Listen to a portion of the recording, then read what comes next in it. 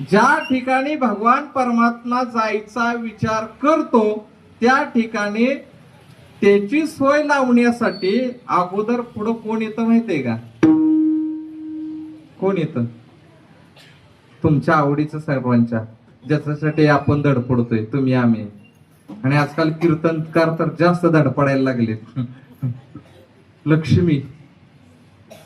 त्यासाठी भगवान परमात्मा पहिलं त्या घरी पुढे लक्ष्मी पाठवतो. म्हणजे जसं ज्या वेळेला भगवंतानी गोकुळामध्ये अवतार घेतला त्यावेळेस त्याच्या आधी मग त्या गोकुळामध्ये एवढं नंदनवन झालं, मायबाप घरोघरी लक्ष्मीचा वास झाला होता त्यावेळेला.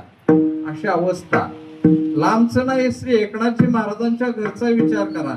सगळ्यात जर श्रीमंत संत कोण असतील तर श्री एकनाथजी महाराज. का तर त्यांच्या घरी एवढी श्रीमंती होते, का तर तिथं देव आले होते. देव यायच्या अगोदर त्या ठिकाणी लक्ष्मी आली होती. बरोबर.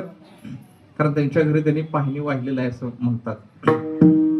मग ज्या वेळेला भगवान परमात्मा येणार आहेत त्यावेळेस ते असे कोणाच्याही घरी येत नाहीत. पहिली गोष्ट. साधा वारकरी घरी आणायचं म्हटलं तरी वारकरी 10 वेळा विचार करतो, गडी कसा आहे. बरोबर आहे ना? विचार करतात ना. मग तसंच आहे भगवंताचं. भगवंत त्याच ठिकाणी येतात ज्यांचं हृदय आत्री आणि अनसूया झालेलं आहे. अत्री म्हणजे काय? अ म्हणजे नाही आणि त्री म्हणजे 3 गुण. ज्याच्यावरती रज तम आणि सत्व या 3ही गुणाचा काही परिणाम होत नाही म्हणजे आत्री. जसं आपण जर बघायला गेलो ना तर आपल्या प्रत्येकामध्ये रज तम आणि सत्व या 3 गुणापैकी कुठल्या तरी एका सत्वाचं आपल्याकडं त्याचं प्रभुत्व आपल्यावरती राहतच. काय काय माळकरी पण शिवाय देतात, तुम्हाला माहितीये का?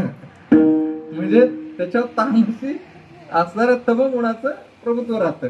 मग असं आहे तर ज्या ठिकाणी कुठल्याही गुण लागू पडत नाही असं हृदय ज्याचं झालेलं आहे. आणि अनसूया, अनुसया नाही बर का, अनुसया तुमच्या आमच्या. अनसूया अ अननसाचा, न नळाचा आणि मग सशाचा एक नाही, त्या स ला मग हुकार द्यायचा आहे, न ला हुकार द्यायचा. समजलं ना?